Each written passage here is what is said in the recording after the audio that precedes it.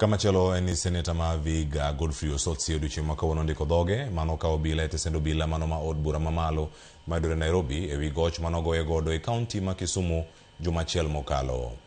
Ukinde mage mano mag Osotsi kotane kod governor ma Siaya James Orengo koro dwaro mondo mi jagoro e migao mano mar arita Dr. Ramogi Omollo bende mondo mi odhi ondik dhoge ka obila ewi gimong'eyo ewi lwenyno.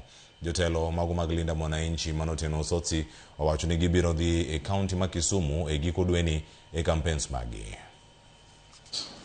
The highest office in the land has not spoken about this incident in Kisumu, nor has the minister condemned appropriately what happened to Senator Osotsi in Kisumu. The weight of evidence cannot force the police to act on the gangsters themselves, the gangsters, the masterminds of these, goons.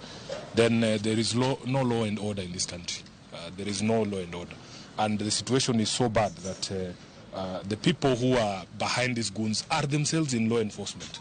I don't know how bad it can get in a country when the people who are charged with protecting the public are the ones actually attacking people.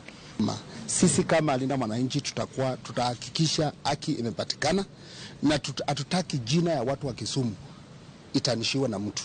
Wale ambao those small group which was organized by some people who are well known, we want them to be brought to book, and we want to assure the people of Kisumu that upendo ile wamnatuonyesha tunakuja 26 we will be there to stand with them na to condemn hii jambo imetendeka tukiwa pamoja.